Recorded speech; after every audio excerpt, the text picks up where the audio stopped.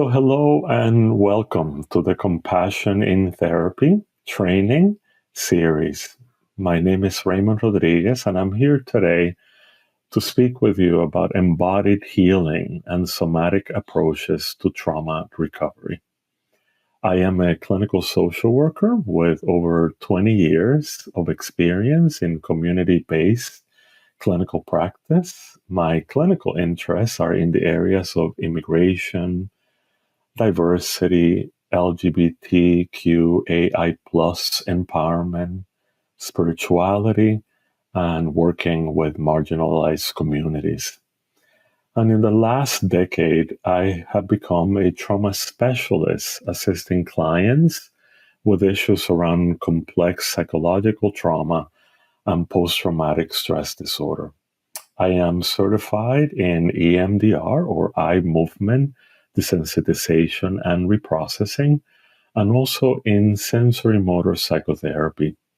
And I am on faculty with the Sensory Motor Psychotherapy Institute, which is work that I truly value and cherish in being able to bring some of what I'm going to talk about today through the trainings in sensory motor psychotherapy. So let's get started. And I'd like to start by talking a little bit about mindfulness. Mindfulness is such an important concept that I think all psychotherapists could benefit from learning more about it and integrating it more fully into their practices. So, what is mindfulness? It's one of those words that you hear all the time. You got to be more mindful, or it is sort of part of our sort of language these days. But I find that oftentimes we don't really fully understand what it means. So, for me, and the way that I like to define it for myself and for my clients, is that mindfulness is the capacity to witness our experience. Let me say that again. Mindfulness is the capacity to witness our experience. Another way that I like to describe it is being with an experience rather than being in it. Yeah. There is a subtle distinction when we're able to be with something rather than when we are in it. So let me give you a short example about that. Say that you or your client that you're angry, and you're looping in that anger. That tends to be more when we are in it. Yeah.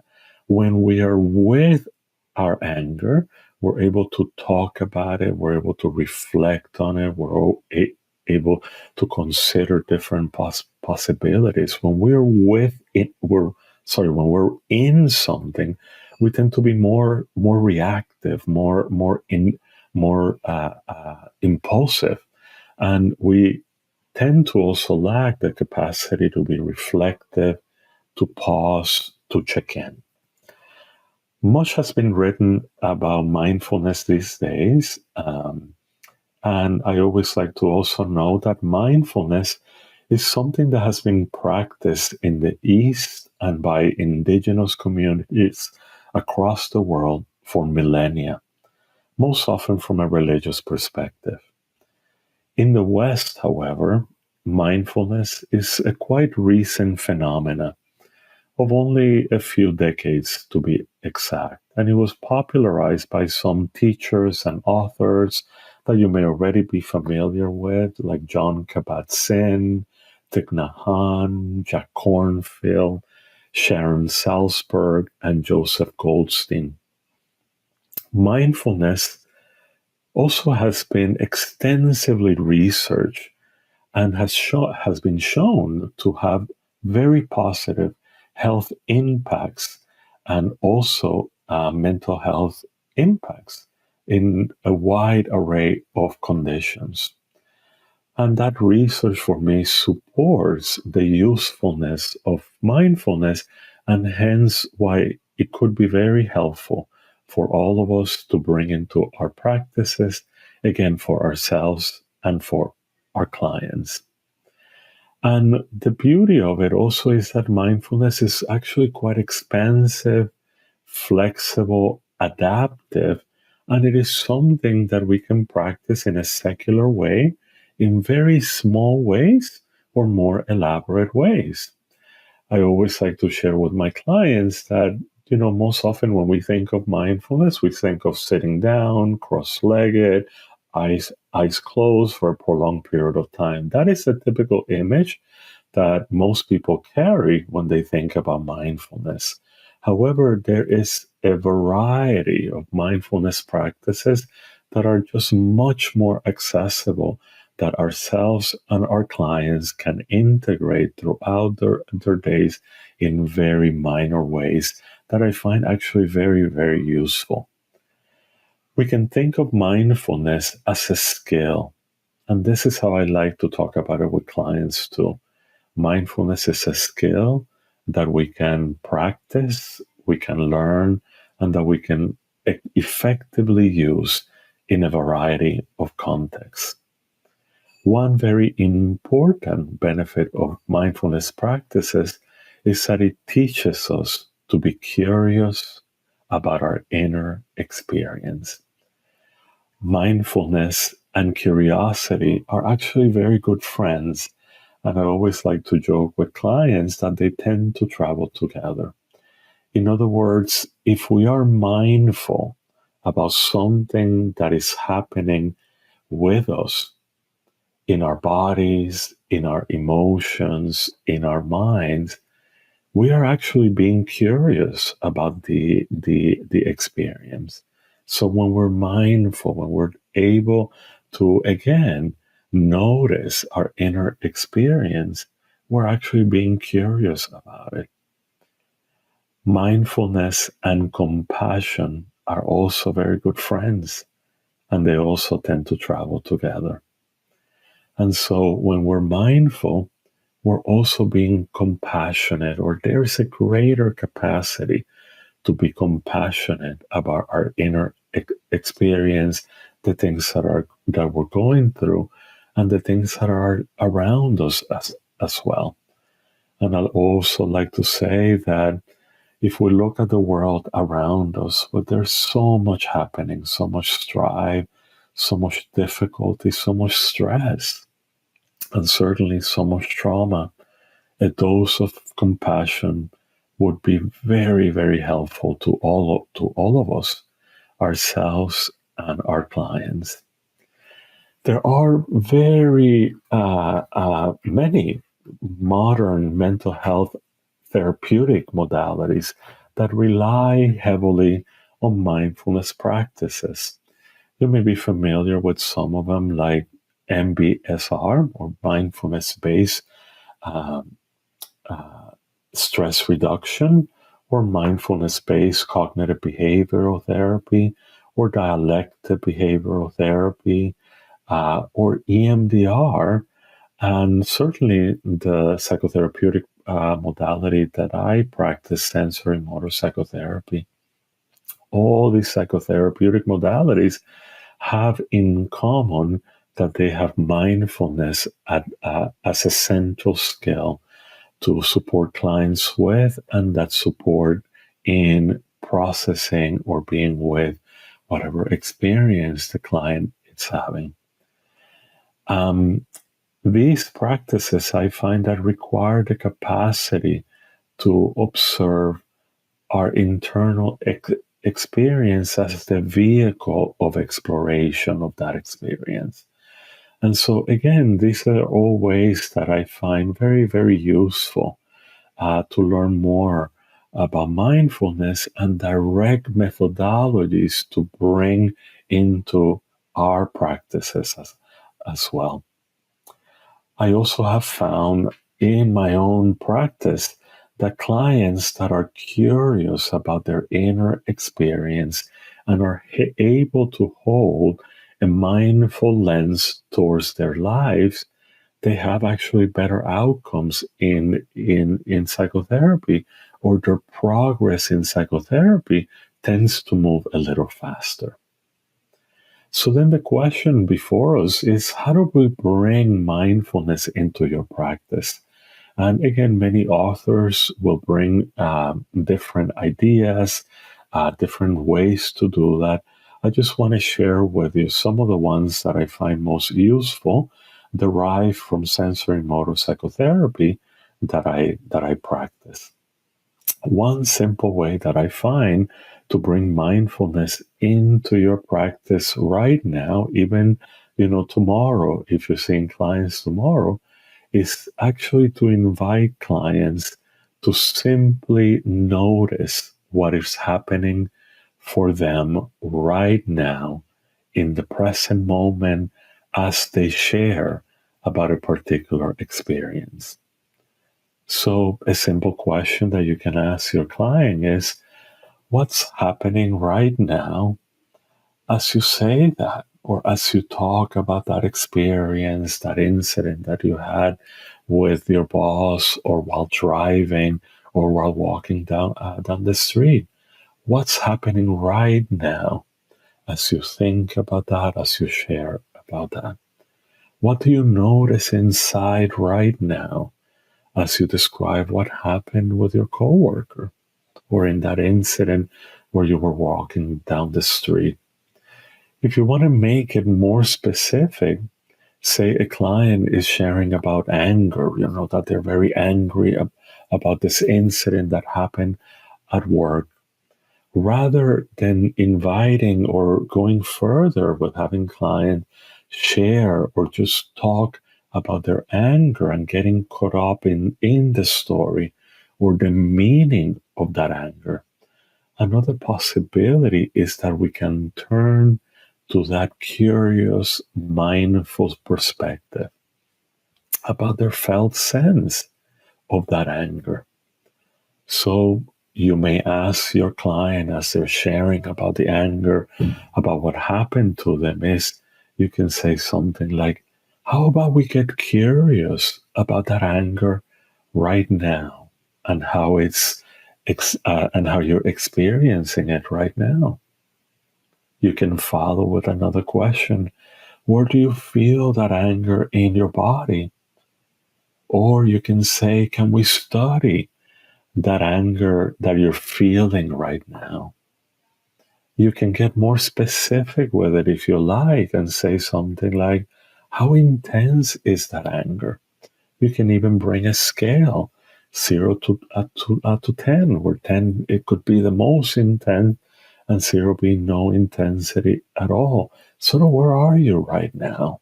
Or if you don't want to use numbers, you can use more. Is it a lot, or is it a little?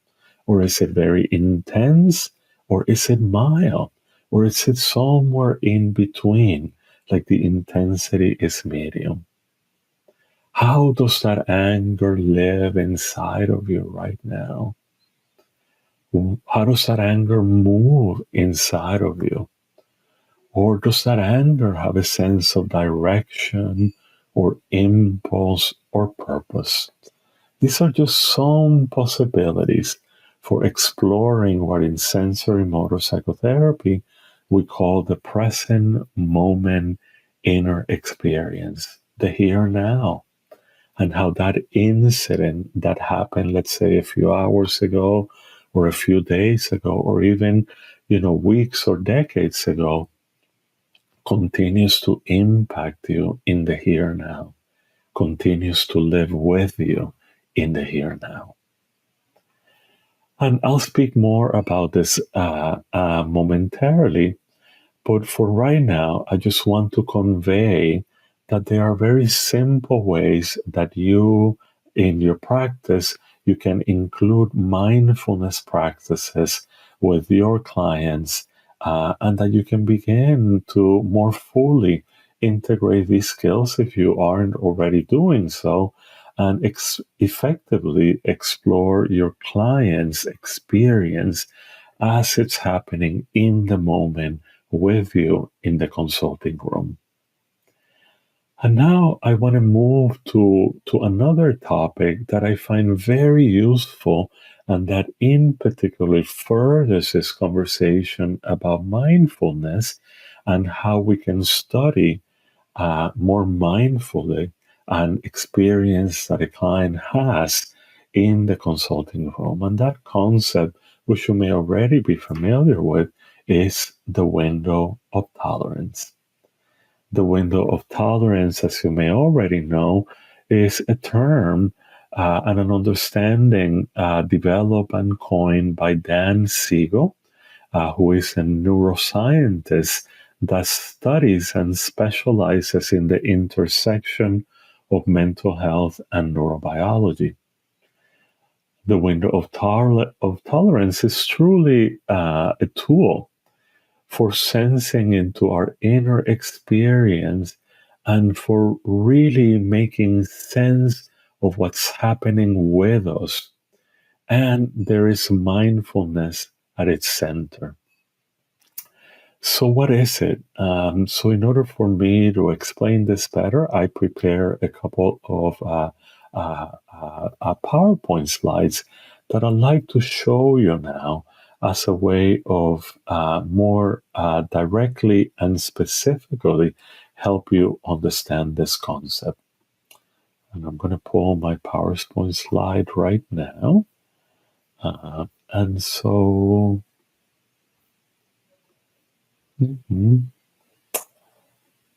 So this right now is a very simple depiction of the window of tolerance. As you can see, there is an area, and in between that area, think about this green line, this space in between these two parallel sections. That is what we call the window of tolerance. And let me explain more specifically what that means with an example. Every day we go through ups and downs. Things happen to us, whether it's simple things, like for instance, I have to get up in the morning and I'm a little bit rushed because I am late to an appointment or simply to go to work, right? In most situations, within these ups and downs of life, to varying degrees, we're relatively okay. Yeah.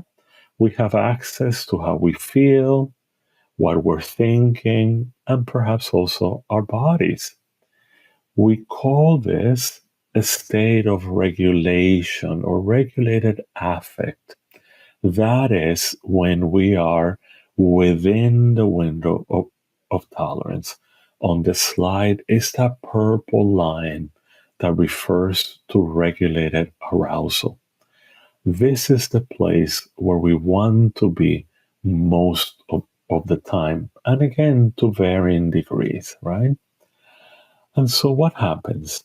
Now consider that we are stressed, or anxious, or angry, or perhaps afraid. In these moments, and I'm going to move to the second slide here. In these moments, we begin to see what we call dysregulated arousal. And that is where our affect goes beyond that window of tolerance. In these moments, our attention narrows, we become focused and ready to take actions. And a lot of this, believe it or not, it's happening automatically. We call that procedurally, and it's happening in our bodies. There is a number of neurochemicals that are released into the bloodstream to support our immediate taking action. And guess what? This immediate taking action that becomes possible in this regulated arousal goes beyond our cognition. We can think of these moments as increased arousal, where the energy, including our bodies, our mind, and our emotions, are again geared towards addressing the situation at hand quite quickly. Usually, this regulated arousal, as you can imagine, has to do with moments where we feel that we are a threat, that something bad can happen, that there's an immediacy to something bad happening. When this arousal is heightened, That's when we call dysregulated arousal. And this heightened arousal, as you can see from the slide, shows up in three distinctive ways based on our very basic neurobiology, or a different way to saying is our very basic wiring that is common in all mammals. And these three responses are the responses of fight, flight, and freeze. There are other responses that are also possible, but for simplicity's sake, right now I will just focus on the three responses of flight, fright, freeze. And so then what is fight? And this happens at the upper edge of the window, above the window of tolerance, in a state that we call hyperarousal. In a state of fight, typically we experience anger or short-term temper, or we experience irritability, or we are short fused, or we are quick to react, quick to an emotional discharge, an emotional action. In a flight state, what we see is a sense of avoidance or procrastination or disengagement or distancing. Basically, in a flight state, we're just not able to deal with the situation. We want to stay as away from it as possible. We can't bring ourselves to deal with it. Some people in a flight state will turn to numbing activities, to addictive compulsive behaviors as a way of avoiding the situation. And as you probably already know or sense, these behaviors move beyond our cognition. The addict knows that engaging in this activity is detrimental to them, but somehow they can't quite help themselves. They feel compelled to engage in it. And I don't know about you, but for some of us, I like to always add, social media. Sometimes I have found that I can lose, half an hour or an hour without even recognizing it, kind of getting lost on clicking and viewing thing to thing in social media. And sometimes that response for me and for many of our clients as a form of a flight response. One of my clients called it, doom scrolling, with so many, negative things happening social politically in our country and across the world. So many catastrophes, wars. It's very easy to get caught up. And one of the ways that we avoid taking action in other areas of our lives is to just, getting lost in social media. The other response that I want to talk about is the freeze response, which happens as you see on the slide at the bottom below the window of tolerance. And it is what we call a hypoarousal or a hypoaroused response. In a freeze state, we feel paralyzed by the situation. We feel disconnected. We feel removed. We feel aloof. The person typically describes a low energy or a lack of energy, that they cannot simply summon the energy from within them to address the situation.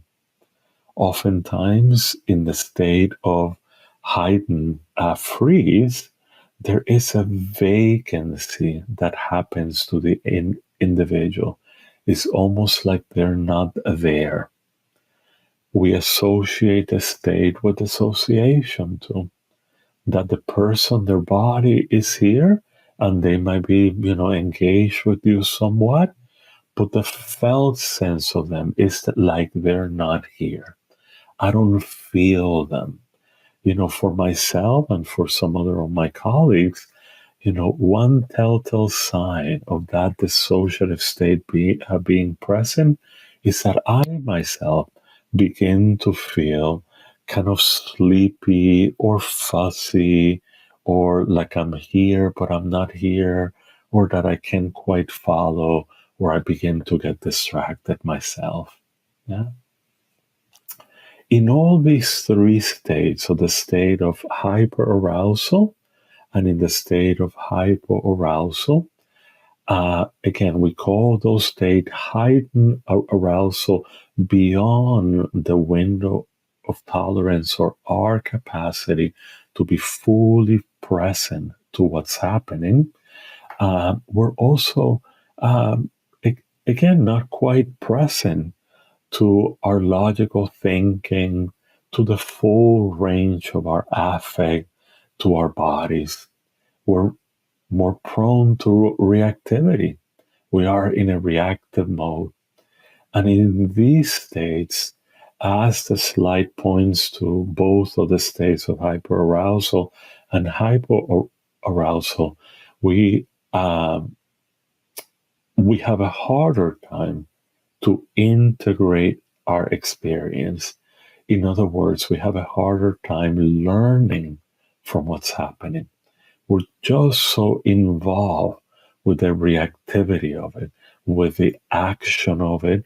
We're in the hypoaroused state. The non-action, which essentially it is a form of action, right? If I am vacant and I can't quite engage with the situation, right? It is an action in itself. So then, and I'm going to stop the PowerPoint now. But what is helpful about this? What is helpful about learning about the window of tolerance? I find that an understanding of the window of tolerance for ourselves and for our clients supports a deeper understanding of our present moment inner experience at any given time. In other words, we're not just talking about it and caught up in the narrative, which again, I don't want to minimize. There is a usefulness, there's an important and a time for that. And I find equally valuable when we can engage with our own and our clients' window of tolerance as a different entry point for understanding, for making sense, for getting acquainted with the fullness of our inner experience. And so, how do we do that? Yeah. So, let me just give you a quick example. Let's say a client that you're seeing comes in and they begin to talk about the stress that they're having, a situation around a situation at work. So you could possibly, and maybe this is a way that you may work, kind of continue on or launch into a problem solving, right? Or tell me more about it. And when did that happen? And how did that happen? And how did you respond? And what do you think is necessary here? Again, a very important and useful line of inquiry. But what I'm trying to convey here or support you with is that another line of inquiry that may be very useful is that as they're talking about their distress, or they may really be, as I said earlier, in it, look what they did to me, this coworker at work, you might very gently, in what in sensory motor psychotherapy we call empathic interruption. And so you may say, let me come in for one moment. Yeah. And can we pause here? Yeah. And I'm wondering if it would be okay. Now I'm asking for permission. If we check in with this anger that you're experiencing right now. Yeah. And we can further say something like, let's get curious about how this anger lives inside of you. Yeah. I find that type of exploration, that line of inquiry, becomes a very fertile ground for a tremendous amount of other possibilities of helping clients move from a dysregulated state to a more regulated state, thereby being able to tap more into creativity, into wisdom, into sources of inner support, strength, and also external supports from people's community and from their environment. So, in the therapy, to also make it more specific for you all, I invite clients to check in right now. How are you doing inside? And I ask questions such as, are you calm? Are you content? Are you worried? Are you frightened? Can you identify the feeling, the thought that you're having right now as you check in with yourself? Can you name them? If you were to give a name to what you're sensing in yourself, what would that be? What sensations in your body are associated with how you think about this feeling, about this experience? Or, as we were talking about anger a moment ago, as you sense into that anger that's right here, right now, when you talk about that incident with your coworker, what sensations come up with you? Yeah. Can you speak about those sensations? Can we name them? Can we study them together? Yeah. Deepening on the state that the client is in the here and now, uh, supports us in being with their thoughts, their emotion, their sensations from a mindful place.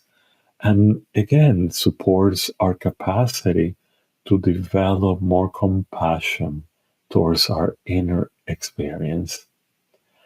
One question that I also like to introduce, as I am exploring in this way their inner experience in their here and now, is what's helpful to you? Yeah, like what might be something that we can do to support this anger that you're feeling right now towards your coworker? One of the few beauties that I find about that is that, probably as you can hear it in my words, is that it's a very gentle approach.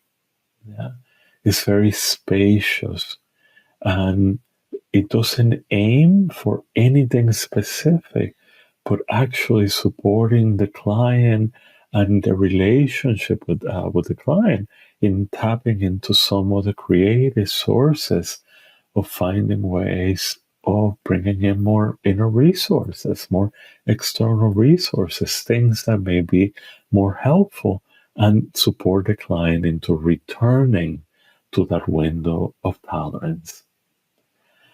We are not aiming with this mindfulness practices and with the use of the window of tolerance to necessarily fix anything, but rather we're working towards greater mindfulness, greater compassion. And what I find in my practice is that just bringing in that mindfulness and that compassion begins to soften whatever it is that we're going through, that we are experiencing. And these are skills that we can cultivate. And this is one of the things that I love about this, is that the more we practice these skills, the more accessible they are to us, the more available they are, the more we can turn to them. I also want to add that these skills, these practices, they're not silver bullets. Yeah, they're not meant to be, you know, fix it all, you know, get rid of it, of everything. Yeah. And incidentally, I explain it this way to my clients that these practices are but a toolbox. And you know more, I imagine maybe you've seen a toolbox, you may have one, and you may use one occasionally, right? So if something doesn't quite work, you know, you try a different tool, right? And if that one doesn't quite work, you try another one, right? You look to your toolbox for what may be the appropriate tool for this particular situation. The same thing with these mindfulness skills and with the window of tolerance. It provides us with a toolbox of various tools that we can turn to at any time. And we can keep adding to that toolbox. I have my favorites also that over time that I have developed, and I'm going to teach you some of those momentarily. And there are many, many more. There are many books that are written about mindfulness and mindfulness specifically applicable to psychotherapy.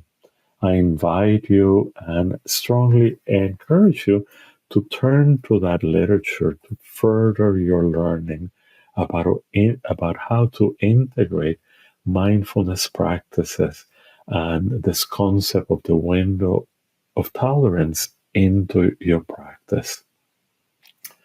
So, the last theme that I want to focus on today in this talk is in what I call the body as an ally in healing. The body as an ally in healing. And I like to underscore that name because oftentimes we don't think about the body as an ally. Most of us, I find, in Western culture, actually engage with our bodies very very differently. You know, we may just turn to our bodies simply, you know, when we notice the cues for hunger, or that we need to go to the bathroom, right? Or that I need a hug, or you know, like we say in colloquially, at least in the United States where I live, you know, that I have a gut sense about this, or have a bad gut feeling about this, right?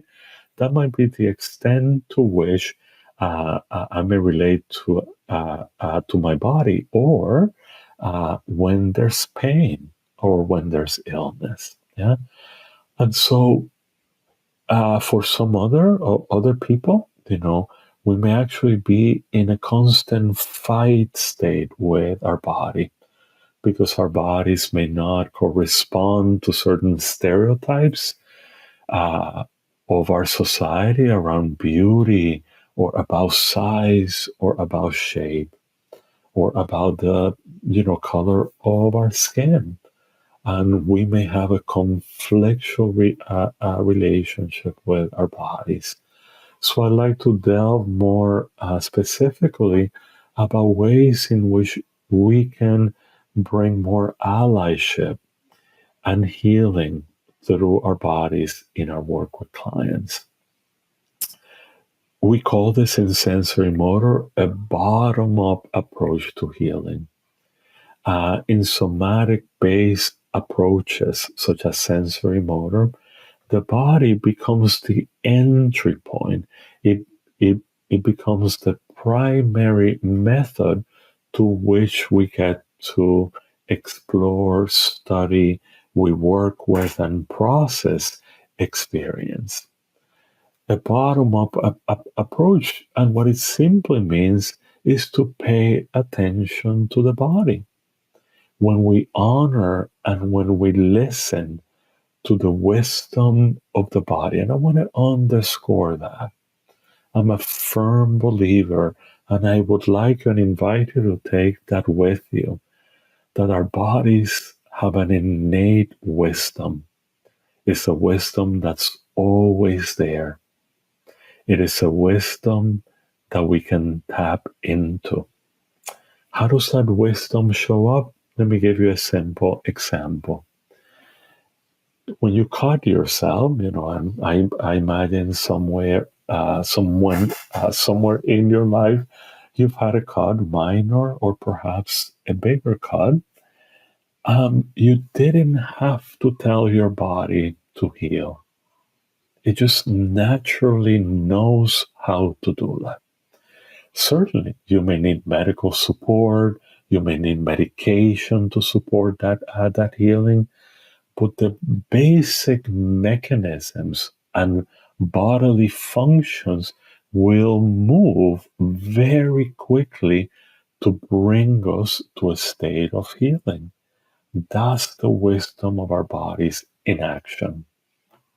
Another way that this wisdom shows up is in what we call information.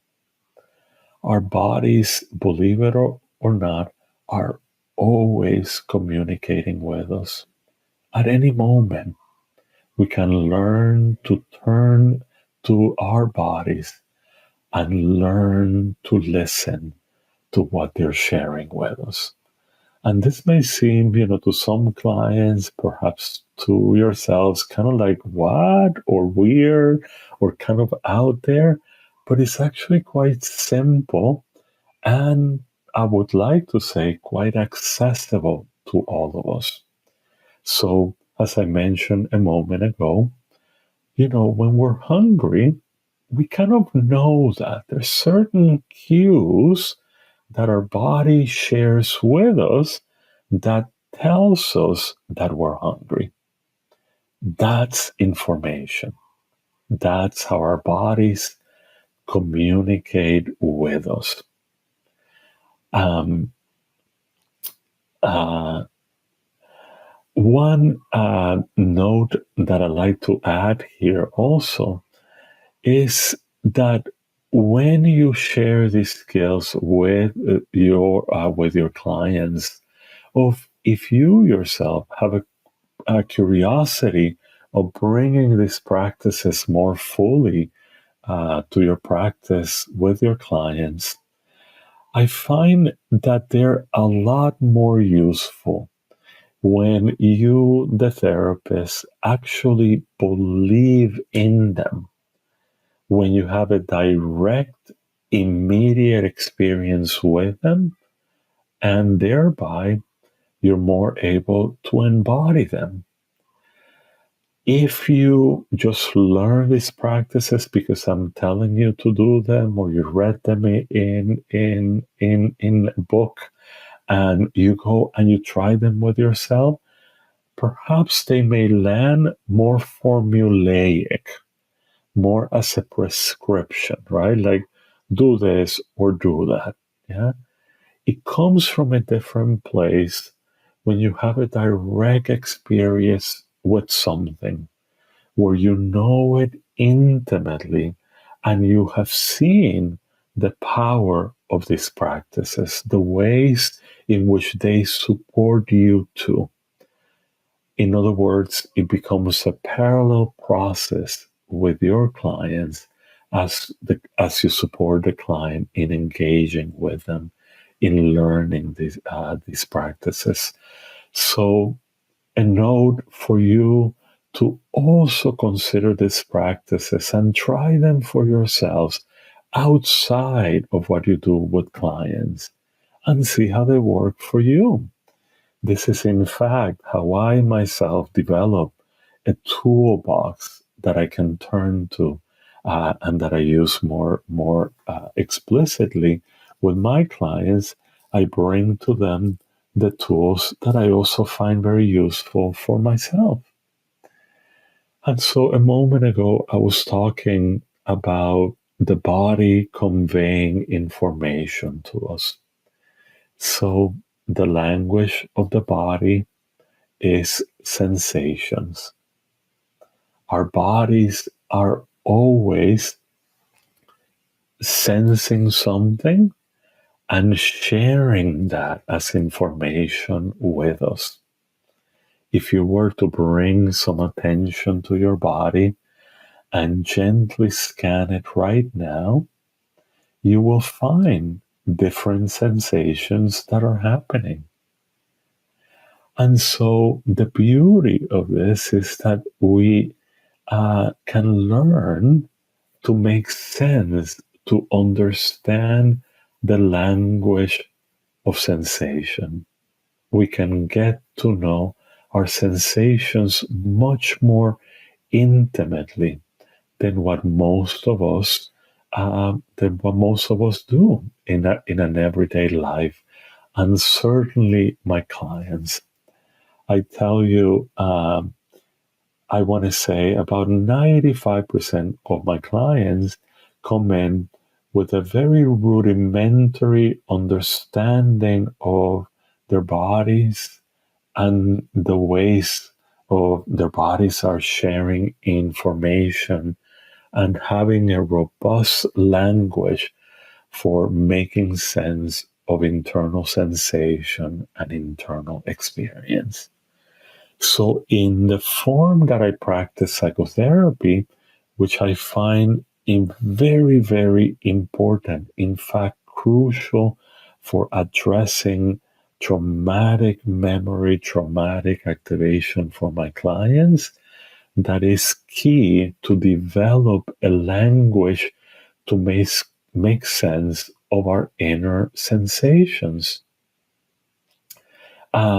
And I'm going to share with you an exercise momentarily, yeah, that will go a little bit further into how do we develop a greater language for understanding and making sense of inner sensation. But one way that I encourage you all to do is to simply go online. If you just search on any search engine, body sensations, list of body sensations, you'll see many different things by many different authors come up. You can print some of those, familiarize yourself with the language so that then you can bring it to your practice. You may have seen in psychotherapists' offices that they have a poster with emotions and languaging for various emotions. You can find similar posters that also speak about sensations. As I said earlier, most of us just simply don't have an expansive language to describe and make sense of the subtleties of our inner sensations. So in practice, I help clients in having a direct experience, and I bring in direct and indirect ways so that they more directly can develop a language and relate to their body's sensations. So, what is a direct way of helping clients develop a language and get to know their sensations? Well, simply by giving them a list. If you print a list from online, one that you like, and you share it with them, and you go through it, and then you negotiate bringing that language into practice. That's a very direct way that you can bring in this idea of befriending the body, using the body and the language of sensation as an ally for healing.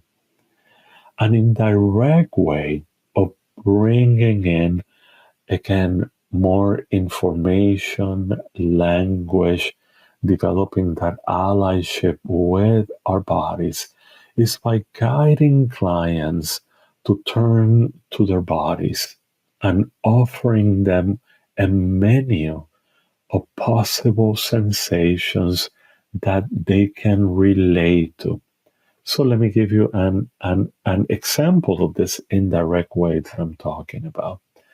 Say a client is speaking about tension, or perhaps they're speaking about that anger with their coworker, and you notice, you can observe that there is some tension, yes? So you may ask them, where in your body are you feeling that tension? Or if they didn't speak about the tension, but you're noticing it for them, you may again empathically interrupt them, and you may say, as you share about that anger, I notice a lot of tension or some tension in your body. Can we study that a little bit more right now? And then you can ask, where in your body are you sensing that tension? Say the client response is on my chest right here, like I feel very tense here. So then feel into that tension in your chest around that incident with your coworker. Yeah. See, I'm now linking the various component, right? They came in with the incident with the coworker. They're talking about uh, their anger, and now we're connecting the body and the information that is sharing through that tension. Then we get to know that tension.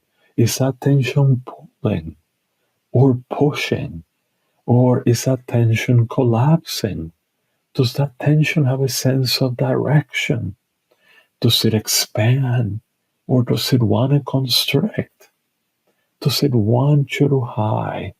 Or does it want you to move forward or act forcefully?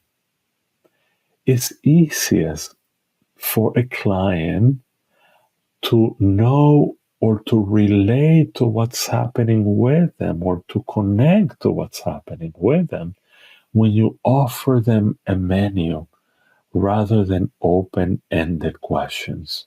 So an open-ended questions, if you were to ask, again, if you want to explore that tension on their chest, in their chest, right? If you were to ask them, can you describe that tension in your chest? That's an open-ended question. But a more specific and indirect way is, again, as you sense that tension, that anger in your chest right now, you can go into, does it pull, does it push, does it collapse, does it have a color to it, does it have a texture to it? Those are both ways of, again, studying more fully that sensation. Why do we do that, or what could be helpful about that? In my experience, again, through the use of sensory motor psychotherapy, in my practice, the more we can turn to and explore it, it brings us into that mindfulness space of being with rather than being in it. In other words, we're a little bit less in it, where through that mindfulness, the anger, the tension actually begin to soften. And that softening for some people, especially if they're in one of those states of dysregulation, the hyperarousal or the hypoarousal, that softening actually becomes very, very useful and very, very welcome. It's also important to note that sensations come and go.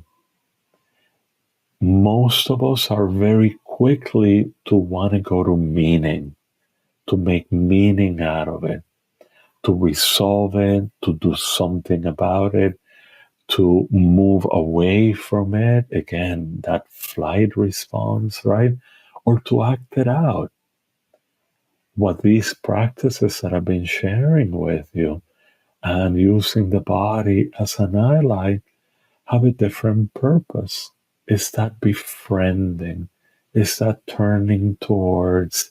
Is about that being with And as I said a moment ago, thereby allowing some spaciousness to the fullness of that experience and being with it. I like to say also that, making friends with our bodies and with our sensations can actually be quite hard for some of us. So much of our Western learning in Western societies is about looking outward. In Western learning, we privilege intellectual capacity, intellectual attainment. We deeply value logic over emotions and our somatic awareness. We are taught to value doing rather than being. We value material attainment, and being and feeling are actually relegated to being secondary or even unimportant. So, in what I've been sharing with you, actually goes against the grain of years of teaching and learning that are under our belt. So, for some clients, this may actually feel challenging, very foreign, and actually quite uncomfortable. Our educational system does not teach us or teach us very little about somatic awareness. I don't know about you, but myself, I went through entire years of education, grammar school, middle school, high school, college, graduate school, with very little learning on basic somatic processes that are happening in my bodies and how those relate to my feelings and to my thinking. And, that leaves a deficit. We have these bodies and we, move around with them, but very little access or a robust understanding of how all these processes are somatic or our soma, our feelings, and our thinking are intrinsically connected. As a result, what I find is that many of us walk around with a tremendous amount of disconnection from our bodies. And as I said earlier, many of us are actually in a fight with our own bodies. So there's something I find very valuable in making friends with our bodies, in bringing compassion toward ourselves, in turning attention towards and honoring that wisdom that our body has, that our bodies are always willing to share with us. And so some of our clients will be disconnected from their bodies for very specific reasons. Some clients have experienced a lot of victimization or violation may actually have a very hard time connecting with their bodies because disconnecting from their bodies was, in fact, one of the ways that they cope, that they were able to survive certain traumatic experiences. Things like body pain, if you're in constant pain, in chronic pain, or if you feel hurt and your body is in pain, or even with emotional pain, or certainly trauma, old or new, or ongoing, as is the case with many of us would say, religious trauma, racialized trauma, or the trauma that some of us are experiencing in this day and age with the social political climate that we're living in this country, in other countries, and witnessing the wars that we are now witnessing in real time. These things can very quickly disconnect us from our bodies. Perhaps the last place that we want to be is to feel in our affect and our bodies the depth of the hurt and the pain of these very real situations for us. So what do we do in these instances? Is that we start small and simple. We lean slowly and very mindfully with a tremendous amount of gentleness and care, rather than diving very fully into wanting to be with the fullness of our somatic and affective experience. So the way that I share with clients is that, we dip our toe a little bit. I grew up in a Caribbean island, in the island of what is now called Puerto Rico. The original stewards of that land were the Taino people. And I grew up very close to the beach, and that was a real blessing. But one thing for me, as contrary to other people, is that I could never just dive in. I needed to acclimate. So I needed to move in when I went to the beach and get my feet wet, then my legs, then a little bit of my pelvic area, my torso. And I would very slowly and mindfully and gently get acclimated to the water. And for me, that was necessary. That's what I mean of we start small and simple. Yeah. In some models, it is called titration or bite sizing, and in which we turn into again the body very gently and for short periods of time, and then we come out of it and we distract ourselves and we go in a different direction. And for these people, these clients, they will be better served by titrating, by bite sizing, by moving slowly and getting to befriend their other bodies slowly and mindfully over time. So the rest of my presentation now, I just want to teach you three very specific exercises that you can bring in immediately into your practices. And these are mindfulness practices that support our helping clients getting more familiar with their body sensations, helping them develop a language for sensation, and therefore befriending their inner present moment experience with compassion and with curiosity.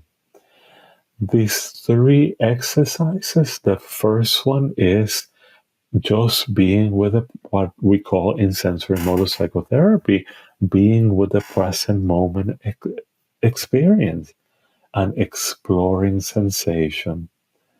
The second exercise is about grounding, and the third exercise is about alignment. Is an alignment and exercise that we call centering. So then let me just share with you this exercise that, again, I find very useful, that I call present moment experience exploring sensation. Early on in therapy with my clients, I teach them the skills of what I call checking in, which may seem like a simple skill, checking in, but believe it or not, what I find is that many of us just start our days and we spring into action. And throughout the entire day, our attention is out there. Where do I need to go? The list and what's next. Again, as I said earlier, very outwardly focused. We don't spend nearly as much time bringing the attention in, or as I tell clients, turning the mirror inward and looking in checking in, the very basic question is, how am I doing? How am I doing? However, what's significant about this exercise in the way that I am sharing it with you is that we're actually moving from our thinking to our feelings and our bodies. How is my body doing right now? How is my emotional state? What is here now in my body, in my emotions, in my thinking? Yeah. I'm not doing this from a place of analyzing or grasping or figuring out, right? I'm actually interrupting the automaticity of that way of being, which is the way that we're most familiar with us, right? I feel something, what do I do with it, right?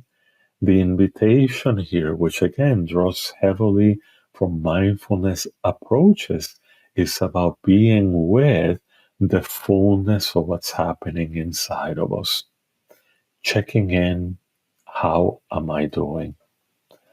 Again, it's not about fixing it, it's just about simply learning to be with ourselves mindfully with compassion and that curiosity. Um, I invite clients then to go very granular with that inner experience. And what I mean with granular is very specific, right? So if there's some discomfort, where is that discomfort? How does that discomfort move? So let's say with discomfort, I may ask questions like, does it have a palpitation or is it jabbing? Is there that discomfort? Is it more towards pain? Or is it subtle? Or is it numb? Or does it feel raw? All that are granular ways of furthering exploring that. Or that disturbance, let's say, on the left side of their body. Does it have a sense of movement or an impulse of a sense of temperature? As you hear in these questions, and as you can probably hear it in my voice, they're actually very curious questions that they're not aimed towards anything specific, but just towards the exploration of that inner experience in the here now. If you have a client that is in pain or a tremendous amount of discomfort, or if when you invite them to notice what's happening inside, nothing actually comes up, or this is the very first time that they're trying an exercise like that, then you perhaps can invite them to choose something more neutral. A sensation like, for example, the sense of temperature right now that they are noticing. Temperature is always available to us, regardless of where they are at. Or you can invite them to feel their clothes, how they are in their bodies, how they feel their clothes on their bodies, maybe the tightness, the looseness, the places that the clothes make contact with their bodies, where there's some space between their shirts and their bodies. Or you might instruct them to notice the places where their bodies are making contact with the surface that they're sitting on. Notice what that's like. So, for instance, if your client is sitting on a chair in front of you or on a couch, you can invite them to feel into the support from the couch beneath them and behind them. Can you take in a little bit of that support? Yeah. And then you can once again, as I've been saying, study the sensation. How do you describe the sensation of that support? Yeah. Is that support felt more outwardly, inwardly? Does that support from the chair underneath you, is it welcome? Or do you have a hard time taking it in?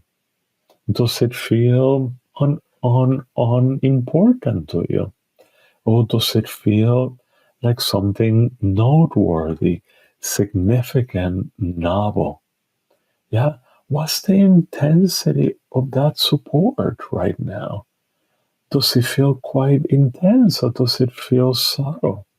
Yeah. Or mild, medium, strong, or is it too much or even unbearable to think of this, support that's here with you, available right now? Does it feel unbearable? Yeah. With other sensations, like I was saying earlier, anger, right? Does it have a temperature? Yeah. Does it want to say anything or does it want to do anything? Is there an impulse that go with that anger right now to move quickly, to jump, to scream, to jump, to collapse, yeah, to hide away? Like, what's the impulse of that anger right now? And again, we explore that through the body. As the client explores the quality of that a sensation, then we want to move into exploring with them the impact of that exercise, of studying that sensation in this way. And the question there is, as you explore the quality of that anger, on that tension in your chest, is there anything that shifts inside? Anything that shifts for you? Or anything that changes so that may feel slightly different? I tell clients we're not necessarily looking for anything big. It might be something very subtle and noteworthy. A simple question that anyone can relate to, any client. And this question comes from a dear colleague of mine, Janina Fisher. Does getting to know the sensation in this way, does it make you feel better or worse? Everyone can relate to better or worse. I haven't yet met a person that can quite relate to that. And sometimes I insert in there better, worse, or neutral. Yeah. And so now I want to talk more about grounding. And grounding is all about feeling embodied. One very simple way that you can bring grounding into your practice at any moment, and it's particularly helpful for clients that are coming in with some level of dysregulation, whether in a hyper aroused state or a hypo aroused state, is to invite them to feel the feet on the ground. Just simply feel your feet on the ground. And if you want to take it a little bit of a step further, you can have them press very gently into the ground with their feet. So just press very gently and then release. What happens as we engage in this exercise of pressing gently with our feet and then releasing is that we're actually engaging various muscles on our legs and even the pelvic area, including the quads. And the quads are the biggest muscle in our bodies. We're helping the person become more embodied. So, once again, to follow up with what I just shared a moment ago, as the client is feeling dysregulated, be it because they share it or because you observe them, you can empathically interrupt and bring in one of these mindfulness exercises. Can we try something? It's the typical sensory motor psychotherapy question, and it's an invitation to an exercise. How about we play? And we use that word very deliberate because we're not looking for anything specific. It may actually be that as you try this grounding exercise, nothing actually happens. And that's okay. Then we put it on the side, we abort, and we go to our toolbox and pull something else. But let's say that you invite the client. Would you be willing to try with me this grounding exercise? Then I typically like to follow with suggesting or telling them what it is. I was thinking of just pressing on the ground with your feet and see what happens. Yeah. Then the next step is that I invite them feel into, again, using that anger and that tension on the chest, feel into that anger and that tension right there on your chest. And as you do that, just press gently and focus on your legs, pressing through your feet into the ground. Yeah. What do you notice now? Yeah. What happens? What shifts? What may feel differently right now? Another grounding mindful practice that I like and that I find very useful, that is, again, part of my toolbox, is just simply patting or squeezing your body. Yeah. So, again, if a client is in a state of dysregulation or more that hypo-aroused collapse, you can invite them to very gently tap. And if you had a massage, some massage therapists actually include this as part of their massage, right? That at some point, typically towards the end, they, kind of go like this on your body. I invite clients and I do it with them actually to just very gently tap their bodies. Yeah. And also, I invite them to tap all over, including their legs and their feet, and to go back. You may ask for how often do you do that? It can be, 30 seconds. It can be long. Then you can pause and examine the impact of it, the aftermath of it. What do you notice now? What shifts? Then you can say something like, would it be helpful to try it again? Yeah. So how about we try it again and just notice what happens? Yeah.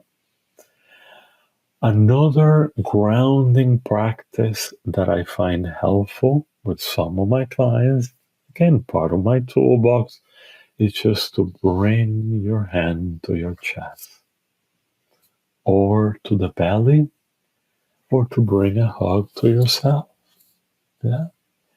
Like what happens as you do that, as you bring a hug to yourself, or as you bring your hand to your chest. Another thing that I forgot to mention earlier is for you, the therapist, to pause for a moment. Let's just be with that for a moment. Yeah, to allow the going a little bit more in it, right? So if I hold my hand right here, or if you invite the client to do it, what do you notice now? What happens as you keep your hand there for a moment? Yeah. Um, so as I said earlier, these grounding exercises, and there, by the way, there are many others. These are just three grounding exercises that I find very useful, right? They're aimed to, again, helping us feel more embodied, further developing that mindful connection with our bodies. And we also call it resourcing through the body. So, then the last thing that I'll talk to you today is about centering. Centering is another mindfulness practice that aims towards feeling more aligned, supported, and it also aids with the energy in our bodies moving more fully. The basic instruction for centering and using alignment for centering is simply to roll your shoulders back, gently back, and then to drop them down. When we do that, automatically there is an alignment of the spine. There is a lengthening that naturally happens when we roll our shoulders back and then drop them down. Yeah. If you are familiar with yoga practices, in some modalities of yoga, they call it mountain pose, right? Where you purposefully elongate the spine. Yeah, and notice the impact of that with my clients. I find the centering alignment exercise particularly helpful for clients that tend to go into a collapse, hyperaroused slump state. These are clients that kind of come in and just almost like drop in on the couch, the chair, in your office, or even in front of you if you're working online, and it's almost as if they're not there. As is, again, as I said earlier, that there is a vacancy to them. Something happens if we invite the mindful practice of rolling the shoulders back mindfully and then down. Yeah. Another thing that you can integrate is, and by the way, I also noticed that when we do this practice, usually, not always, there's an immediate breath that comes up. There's an immediate yeah, because as I said earlier, also when we align, there's more space. The energy in our bodies moves more freely, right? So, as we study the impact of this exercise, you could also follow, or you could also ask the client, and how is it to engage with the world from this posture, with this alignment? Yeah. Or how is it to engage with yourself from this posture, from this feeling more your breath, from feeling more aligned, from feeling more centered, from feeling perhaps more spacious. It's also worth noting that if at any time any of these resourcing, grounding, checking in, centering, alignment actually generates more dysregulation for the client, you simply abort the exercise. And it does not mean that you have done anything wrong, or that the client is doing anything wrong, or that they're being resistant, right? Or that they are not being compliant with what you're asking them to. In fact, in the way that I practice it, again, from a sensory motor psychotherapy lens, it becomes very useful for understanding what are the edges of the client's window of tolerance. Because so much of trauma processing work is actually working at those edges of the window. So these exercises also serve as a form of assessment that then tell me kind of where the client is at and adaptations that I can make to continue supporting them.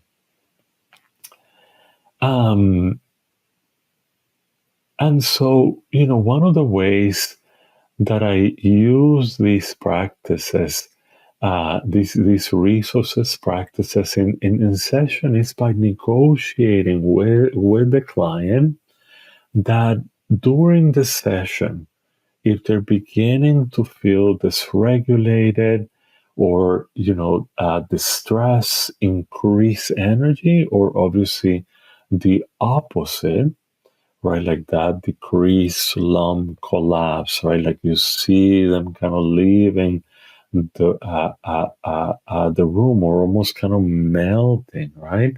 From a place of dysregulation, right? Is that you can negotiate with the client that we will begin to one of these, again, resourcing practices. So we'll interrupt whatever we're working on and we'll come back to it, do a little bit of resource, see what happens with that, and then return to the content that we were working on. Yeah. So this is yet another way that you can keep these mindfulness practices, these resourcing practices, very alive in your therapeutic work. And what this last piece looks like is that you can say to client, after having practiced, right? And this actually felt good and I feel a little bit better, a little bit calmer. You can say to the client, oh, okay, so how about we go back to that anger that you brought in that we were working on a moment ago, and we'll keep checking throughout the session that if that anger becomes too much, we can return to this alignment now. Yeah. How does that sound to you? And then and the client hopefully says yes, right? Then okay, so tell me more about the anger and what happened, right? So you do what you do, and as you're tracking their activation, you may be sensing it in yourself, or themselves may be sharing or feeling overwhelmed. Then you say, so how about we go back to that grounding practice that we did a moment ago. Or another segue could be, it seems to me that this might be a good moment to go back to get that grounding practice. Would that be okay with you? And then you go to that, you do it for a few moments, and then you see, yeah, would it be okay to go back to where we were? Or do you want to hang out here for a little bit longer? Right? So these are ways, again, that you can more specifically, fully and directly bring in these resourcing mindfulness practices with compassion and curiosity into your mental health practice, and certainly support clients in working through the traumas of their lives. It is a pleasure to share with you these wisdoms that have been given to me and taught to me, and that I have found abundantly helpful for myself in my own life, and most definitely in my practice with clients. I wish you all the best as you continue your journey in integrating mindfulness practices into your existing practice. All the very best to you. Blessings. Thank you.